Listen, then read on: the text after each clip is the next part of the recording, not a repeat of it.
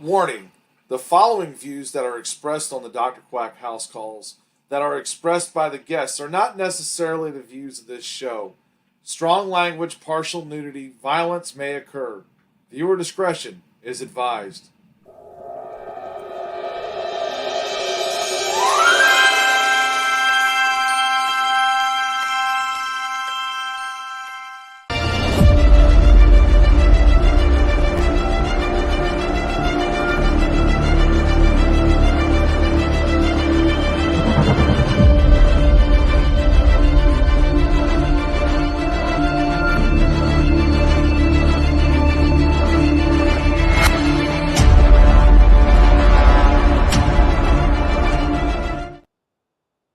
Hello, everyone. Welcome to the House Calls. I'm Dr. Quack, and today we are getting ready to talk about King and Queen of the Ring, the big show coming up here Saturday. But before we do that, let me bring on the man himself, ladies and gentlemen, A-List Alverson.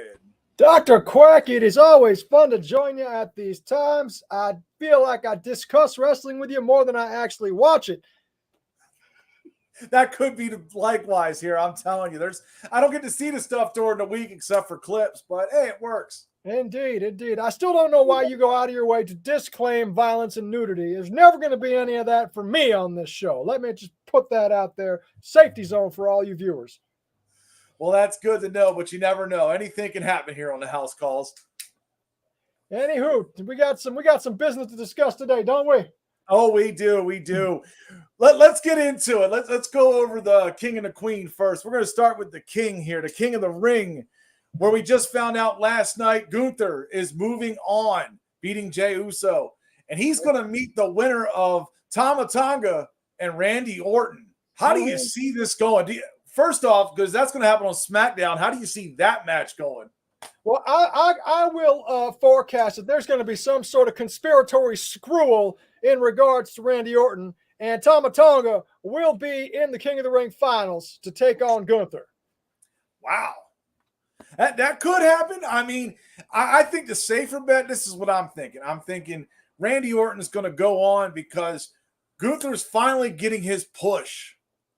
And I think Gunther very well. Yes. Yeah, they want to put him up there in the top, and it's always nice when you can beat a legend killer. It seems to be that Randy Orton has always been the stepping stone for the guy they want to do. Remember, a couple of years back, they did that with Keith Lee before that fell off the rails. He got the rub and win over Randy Orton.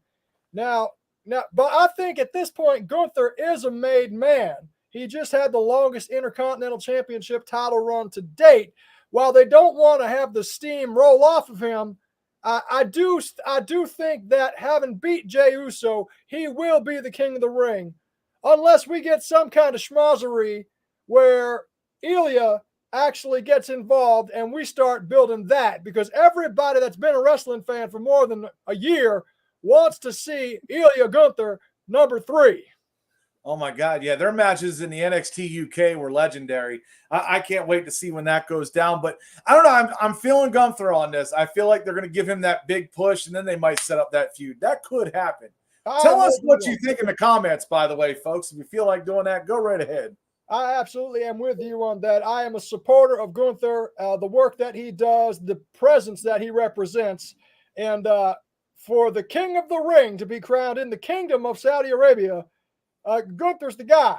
I mean, if let's say my prediction rings true and Tama Tonga is in the finals, you can't make him a bigger deal than Solo, and doing that might upset the rankings, as it were. Definitely, I agree. That's what's going to make it interesting to see what happens. I'm still going with Randy, but here, let's get into this part. Let's get in the other half, the Queen of the Ring now. We've got Lyra Valkyria. She's kind of new to this, isn't she? Oh, Valkyrie's gonna go in there. Valkyrie. Excuse me. I can't pronounce words today. I think the other side of the bracket is where I'm pointing just automatically. Bigger name power, Nia Jax, Bianca Belair. I believe that Bianca being a tag team champion kind of puts her in a disadvantage moving forward. Nia Jax had that run against Rhea Ripley a couple months back, and I think she needs to get propped up a little harder. Making her queen of the ring would be the vehicle that she needs to get the wheels back in motion. My belief. Do you think Nia Jax is like improved since the My Whole incident? I think that, pandemic era wrestling just doesn't count. I mean, really though, look at all the media that was produced between 2020 and the end of 2021. Nobody's going to remember that. That's going to be one of those meme-ified, look back and see how the world was when nobody could get within 6 feet of each other types of deals. So people are going to remember that as kind of a footnote on the epic career of Nia Jax. And yes, she has done a lot better for herself in the weeks and months since she's returned. When did she come back anyway? It's been quite a while now, hasn't it? It's been about 6 months, something like that. Yeah. I mean, she got her weight back under control, and she's been looking good in the ring. So I think that the right things will happen for her. Right now, there's a hole in the roster that needs to be filled by that monster woman.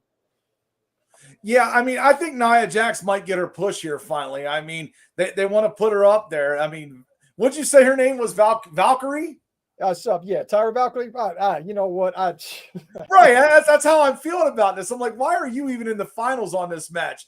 Could we put Jade in there or somebody else, with a name that's not straight from NXT that only like 5 people know? Well, more than 5 people know, but this is Saudi Arabia and it's women. So this is like bottom of the totem pole, digging the foundation importance level here. They barely allow women to even wrestle in Saudi Arabia. That was a groundbreaking thing that the WWE did.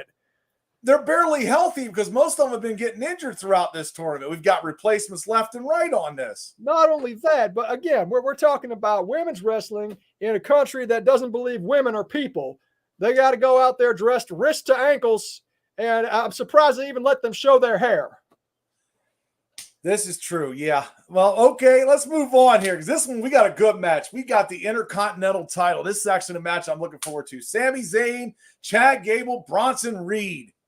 The fact that Sami Zayn is going into this match, the Intercontinental Champion, is the most surprising thing for me. Now, Chad Gable has been chasing that belt for the longest, but can you really let Sami Zayn, the man that's got the big Saudi Arabian pop because they finally got on good terms with Syria, can you really let him get beat in that country?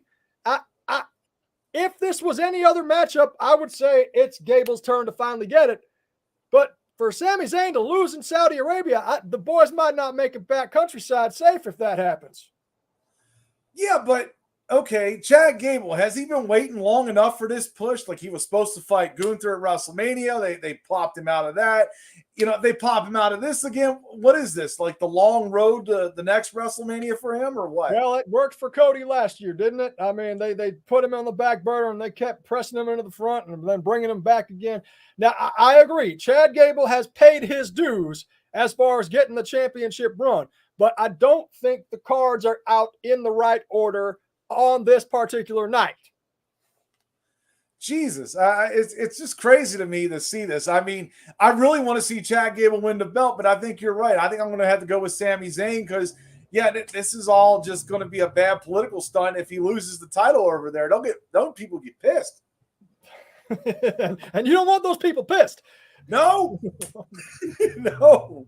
Yeah, Bronson Reed, I think, is taking the pinfall here. I really do. He's just the youngest guy. I think it's coming of paying the dues. I think I would agree with you on that respect. Now they gotta kind of keep Gable strong because he's still got to be in the running. That he's on that Intercontinental treadmill, and Bronson Reed's got to be there to take the fall so that both of these guys can come together once again at a more appropriate time.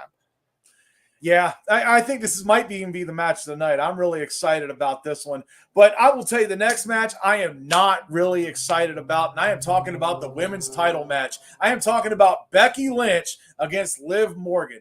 Liv Morgan, to me, botches everything, especially when she's in title matches, either if she has the title or she's going for it. It's not going to look pretty, in my opinion. Yeah, Liv Morgan doesn't ever strike me as anything extraordinary. She's a good-looking girl. She does know how to work her way around a ring, But to put her in a title match with Becky Lynch in the situation that we've come into, I don't see the man losing this one. It just doesn't make sense. I mean, they've all brought up that her contract's getting ready to expire. Didn't we just hear this on AEW as well with somebody else's contract getting ready to expire for All In? Yeah. I mean, is this like the storyline show here? Like, exactly. Come on, man. Don't try to make me believe that Liv Morgan is going to be your champion. Get the internet in a huff so that people that know how this works start thinking, well, maybe this ain't going to be the way it works. And that's something that Triple H is very good at. He works the internet smart crowd better than any promoter in history, because promoters in history didn't have to do that. Right. I mean, you got to make us believe a little bit, got to give us that inkling, but I don't have any inkling on this. I'm like, Becky Lynch is going to keep this title until Rhea Ripley comes back, and then we might have that battle. Very true, and I agree wholeheartedly. All right. Well, we got one more match here. We've got Cody Rhodes taking on Logan Paul over there. Funny how they made this title for title, and then they went back and reneged the next week because we can't just book ourselves into a corner like that. Now, of course, you're going to expect a very highly competitive, athletic matchup with lots of false finishes, and I anticipate that moment where I believe that Logan Paul might be able to pull it off, regardless of my intellectual account and saying I know that Cody Rhodes is coming in and out of Saudi Arabia, the world champion. But I must say, WWE has a track record of doing stupid things in Saudi Arabia when the title is involved. And for that, I'm a little concerned. But I mean, what about Prime? Doesn't Prime matter in this? I mean, it's all over the place in the arenas, and Logan Paul, doesn't he own that or have his hand in that or something? Yes, all of that is accurate, but I think they're still going to be drawing Prime bottles on the ring mat, whether or not Logan Paul is the champion. And yes, he just signed a new contract, and he's a full-time guy now, and that means nothing materially, because you had Cody Rhodes chasing his championship for 30 months, and you're going to let him hold it for 2? Oh, come on. That's bad business no matter how you slice it. But, you talk new contracts. Remember when the Hardys came back, they signed their new contracts? They were tag team champions. Yes. Remember Daniel Bryan when he was world champion? He won the title, and how long did he hold it? Not very long. Okay. But even there's things that could happen here. I'm going with Cody Rhodes, though. There are things that could happen, and like I said, I am scared of what WWE likes to do with the belt in Saudi Arabia. The Fiend. Yeah, that we shouldn't talk about that, probably. Cut it off, delete that from the rebroadcast. We're going to move on. Oh, God. Yeah, I'm with you, though. I'm going to take Cody on this. There's just no reason for him not to hold it at least till SummerSlam. I think he holds it all the way to Survivor Series or when Roman Reigns comes back, whichever one's first. Which everybody's saying. I am looking forward to a very good, spectacular matchup. Both of these guys have got the physical tools to give an outstanding performance to a pay-per-view audience. I know they don't use that term anymore. The PLE. The PLE audience, a nice Saturday afternoon in America audience. And I am looking forward to this matchup, and I will enjoy it, regardless of the fact that I know absolutely who has to win. And that's part of the joy of being a professional wrestling fan, is that even if I know beyond a shadow of a doubt Cody Rhodes has to be the winner of this match, I am looking forward to seeing how they get to that final. Okay, now we're coming to the final part of this show. Do you got any predictions on this show? Anything you think could happen that's not already talked about? Any kind of silliness that might be going on here?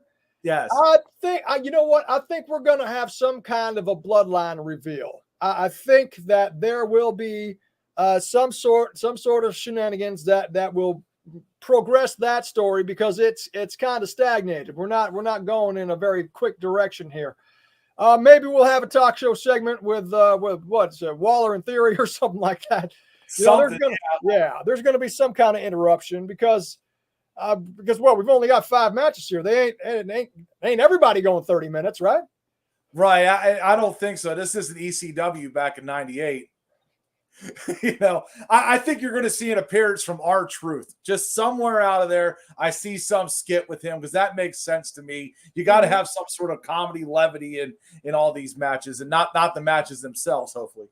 Indeed, indubitably. Yes, sir. Well, there we go, folks. Thank you, A-List, for coming on here. Make sure you tune in Saturday here for King and Queen of the Ring. I still have trouble saying it. Can we just say King of the Ring? I mean, King and Queen of the Ring. It's just too much extra there. All right, listen, if you want to stop saying Queen of the Ring, I'm sure that somebody's going to take issue with that. You'll get lots of comments and engagement about it, which will make your numbers explode like you enjoy, and you'll be talking to me about it in the DMs with, hey, look, a million people are pissed off at me. Like, that's a good thing. Like, it's normal, it's okay. But thank you for tuning in. Thank you, A-List. I'm Dr. Quack. We'll see you next time. Thanks again.